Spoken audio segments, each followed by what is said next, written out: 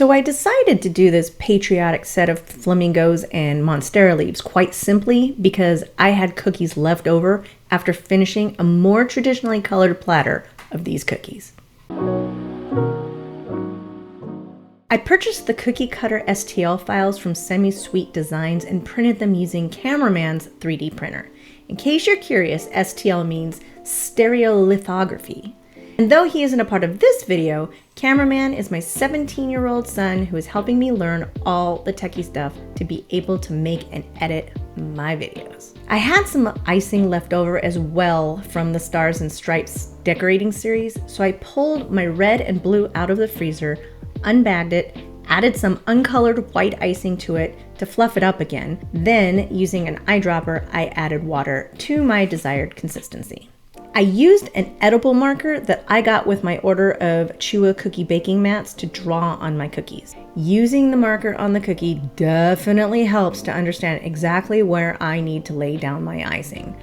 I'm not terribly gifted in the creative space, so I basically need a roadmap to clearly define exactly what I should be doing. Or I guess I should say Google Maps these days. The kids are like, what's a roadmap? The flood icing I used for all of these cookies is a bit on the thicker side, maybe what is known as somewhere in the range of a 20-second flood. While it doesn't settle easily on its own as a thinner flood does, it's a bit easier to get to stay where you want it on the cookie. And it produces the nicer, puffier look and reduces the opportunity for craters. What I'm doing here on his beak is called wet on wet, or rather in this case it's more like wet next to wet. Because both are the same consistency, they seamlessly sort of melt together. Then using the scribe tool, I can pull icing from one part of his beak to the other, mimicking where his beak comes together. I used the same flood consistency icing for the beak, eye, and wing. I used Bakety Bake Royal Batch meringue powder to make my base icing. The blue I used on this guy was made by adding Chef Master Navy Blue Gel food color to my white base icing. The red was made with Chef Master Red, and I use Americolor Bright White in my white icing. Yes, I do actually put white food color in my white icing. A little later, I'll tell you why I do that. So for this little red guy, I had some trouble with my setup that was holding the iPhone. It decided to flop over during the flooding stage, so I lost footage of that part. After I flood the surface, it goes into my dehydrator set at 95 degrees, which is the lowest setting it has. I leave the cookie in there for about 15 minutes, which allows the top layer of the icing to set up enough for me to then add the icing next to the dryish part so that it appears to have a little seam. It also allows me to layer more icing on top without it all melting together. The swirliness you saw on the blue flamingo and that you can also see here on the red guy is caused by the icing naturally separating in the bag. I believe it's because the water separates from the color. This is one of the reasons to take your icing back out of the bag and remix it if it has been sitting in the refrigerator, freezer, or on the counter for a few hours or more. You can take the time to knead the bag a bit to try to reincorporate the two back together, but in this case, I thought it was cute. Drawing on this monstera leaf absolutely helped me to ice it properly. I don't have any confidence that it would have come out as nice if I hadn't drawn the pattern onto the cookie. Now on the flamingos, what I didn't show you on camera was that after I flooded it, I actually picked up the cookie and shook it a bit to encourage the icing to settle nicely. Unfortunately, I can't exactly do that here. Well, I could, but only on the first side. Since I took the cookie and put it into the dehydrator to set up so that I could get that little seam down the middle, I could not shake the icing on the second side, in this case, the blue side. If I did try to shake down that blue icing, what would happen is I would almost certainly cause cracking on the red icing. It really takes about 24 hours for the icing to dry completely, and though it looks dry on the surface, it is dry only on the surface. To complete our flamingo trio, I have this confused swan. I should try drawing the beak and wings a little different shape. It'll probably result in a perfect swan.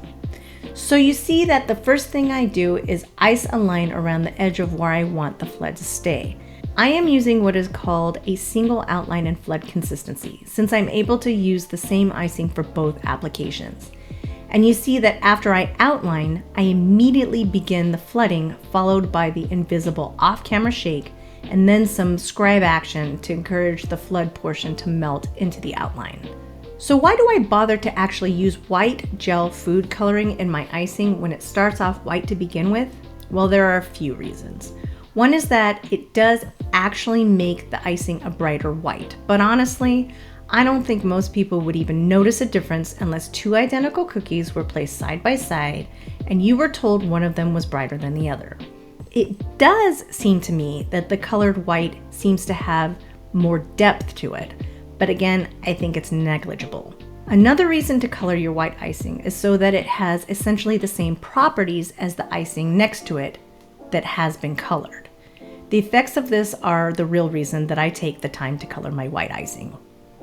One, it allows all of the different icings of the same consistency to dry at a similar rate, helping to keep the integrity of the icing properly intact. But the biggest reason I do it is to help reduce color bleed. Now, color bleed can happen with any color, especially light ones, but it will almost surely happen if your white icing has no additional color in it. Going back to the idea that the properties of each icing is different if one has gel in it and the other does not. When I finished this last Monstera leaf, I was a bit underwhelmed. It's funny, I use the term underwhelmed quite often, and cameraman always says to me, "Can you be just whelmed?" So I looked it up. Apparently you can. It's an archaic word that was once used in history but is now rarely ever used. If ever. It means engulf, submerge, or bury. Doesn't that essentially mean the same as overwhelmed? Apparently not.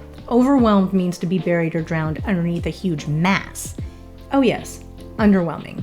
I didn't originally like how the blue and red looked in the leaf, but after it was dry, I was wishing I had added the white to the holes in the blue and red leaf. I had an extra circle cookie to ice, so I thought, hey, let's do some writing. Now I'm pretty new to cookie decorating, but to say I'm lacking in the writing department is a massive understatement. So I went as simple as I possibly could and then added a second color to round out the red, white, and blue, and I actually kind of like it. Next time on Kuny's Cookie Chronicles. I marked out exactly where I needed to place my icing. Gel food color mix of Ann Clark Bubblegum Pink and Leaf Green, Chef Master Super Red added to my base white icing. Believe it or not, I actually used the exact same icing to make the little wing and this top outline. Okay, I love birds. Our pet flamingos, John and George, love to hang out in our backyard. Now, back to the cookies you're here for. So another technique is to pick up the cookie and shake it. It may seem odd that I added red to both the pink and green icings, but this helps in a couple of different ways. Then I popped a couple of bubbles and voila! Not my finest work, I'm a work in progress.